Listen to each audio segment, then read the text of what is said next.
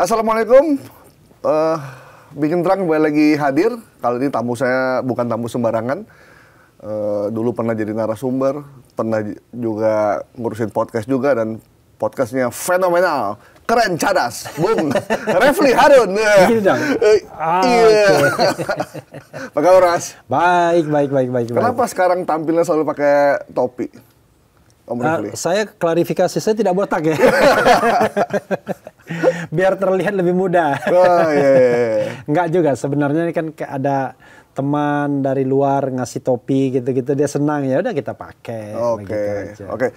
Bang, langsung aja nih, Bang. Iya. Abang kan berapa kali terlihat di sidangnya Tom Lembong. Oke. Emang Bang Refli kenal sama Tom Lembong?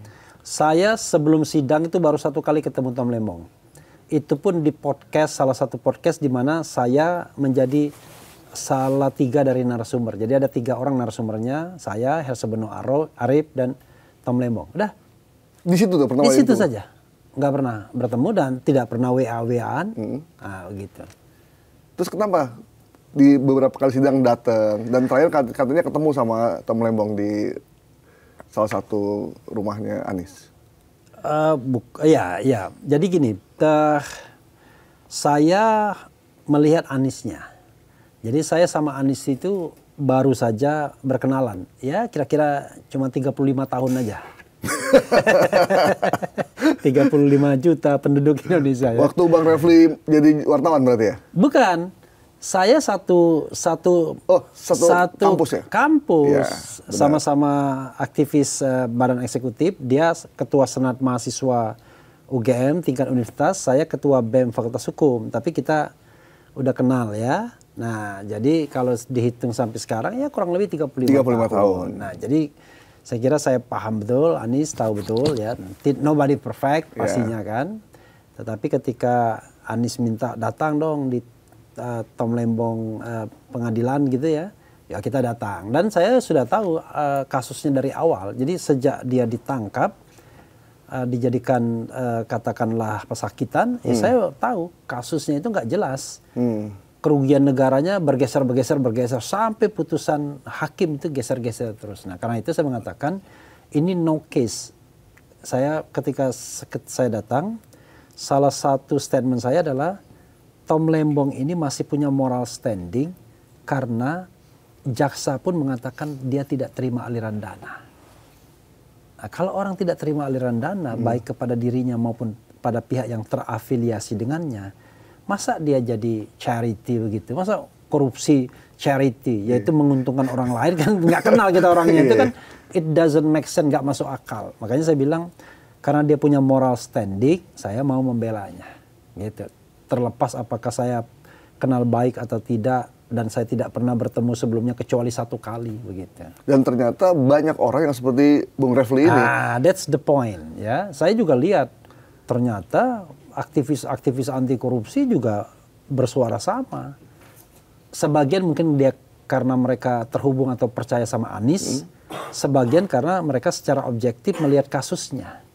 Kok ada ya korupsi nggak ada mens rea-nya, kemudian tidak ada menguntungkan diri sendiri atau orang lain. Karena kalau kita lihat pasal 2 dan 3 Undang-Undang Korupsi itu ya, Undang-Undang 31 1999, tidak boleh tidak, harus ada mens rea-nya, harus ada niat jahatnya.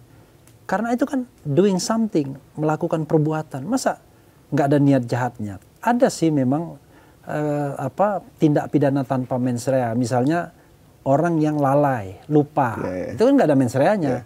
Misalnya dia anak kecil, dia di samping kolam, lalu anak kecilnya tenggelam, lalu dia tidak menolong, dia kan nggak ngapa-ngapain, dia nggak punya niat jahat, bukan dia yang melakukan itu, tapi perbuatan dia ignoring itu yang membuat dia dihukum, tapi tidak ada mens rea-nya. Tetapi ini kalau kita mau korupsi, ya pasti harus ada niat jahatnya. Kalau nggak punya niat jahat, itu namanya pelanggaran administratif. Misalnya dia ekspor gula, tiba-tiba stok gula berlebih. Tapi dia nggak tahu, atau dia mendapatkan informasi yang salah dan dia tidak punya niat jahat. Salah satunya adalah tidak ada aliran dana dan tidak berusaha menguntungkan pihak lain yang terafiliasi dengannya. Nah itu bisa sanksi administratif, Misalnya dia harus mengembalikan kerugian negara misalnya. Kalau misalnya menggunakan undang-undang administrasi pemerintahan. Atau ya presiden menegur dia, bahkan bisa memecat dia. Tapi kalau dia tidak punya niat jahat sama sekali, mati semua pejabat publik ketika dia melakukan kebijakan tertentu dan kemudian negara rugi atau negara kurang untung. Ini dalam hal ini negara kurang untung awalnya. Masa potensial loss pun kemudian menjadi dianggap sebagai kerugian negara. Maka semua direksi BUMN nanti bisa kena penjara semua. Dan pihak swasta yang bekerja sama dengan kementerian maupun BUMN bisa kena juga. Bisa karena kena dianggap juga. menguntungkan pihak lain. Iya, tetapi maksud saya tidak ada orang yang mau menjadi pejabat publik kalau begitu. Nah, cuma memang ya kita tahu bahwa nuansa Tom Lembong nuansa diincar. Jadi memang untuk Tom Lembong dan Hasto ini kebetulan memang dituntut dengan tuntutan yang sama. 7 tahun kan? Ya. Yang kata orang nomor punggung 7. 7 tahun oleh ya penguasa ketujuh, we don't know exactly. Tetapi orang menggambarkan itu karena Hasto dan Tom ini adalah orang dekat Jokowi sebelumnya. Hasto kita tahu sekjen PDIP, backbone-nya Jokowi sebelum Pilpres 2024. Tom Lembong sebelum diberhentikan ya berbarengan sama Anies sebagai anggota kabinet, orang yang dipercaya kan sesungguhnya oleh Jokowi terutama untuk urusan mendampingi ke luar negeri, membriefing dan lain sebagainya, termasuk membuat pidato presiden dan lain sebagainya. Jadi menurut Bang Refli gimana? Akhirnya presiden memberikan abolisi kepada Tom Lembong. Apakah itu tepat? 100% tepat. Jadi beda abolisi sama amnesti adalah kalau amnesti kesalahannya itu ada. Tindak pidananya dianggap ada. Cuma dampak hukumnya dimaafkan. Kan akibat hukumnya kan misalnya di penjara. Nah itu yang dimaafkan. Tetapi perbuatannya sendiri tetap eksis. Maka kalau kita misalnya lihat sejarah hidupnya Hasto, dia sudah pernah menjadi terpidana korupsi. Kalau undang-undang Kementerian Negara itu masih mengisyaratkan bahwa calon menteri itu tidak boleh, ya kan? Tidak pernah dihukum karena melakukan tindak pidana yang diancam hukuman 5 tahun atau lebih, ya dia nggak qualify untuk jadi menteri. Tapi Tom Lembong qualify, ya kan? Kenapa? Karena tindak pidana Tom Lembong itu dihapuskan, bukan dikesampingkan.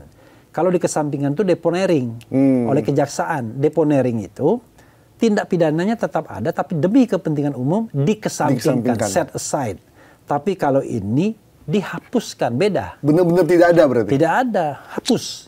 Kesampingkan beda, ya kan? Dimaafkan beda. Nah, kalau gitu. dikesampingkan tuh di pinggirin bisa diambil lagi ya?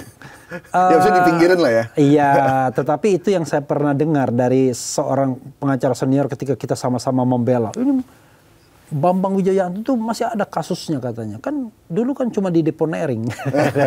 Dikesampingkan, harus dibuka lagi begitu. Karena itu tindakan jaksa itu sangat mungkin bisa digugat.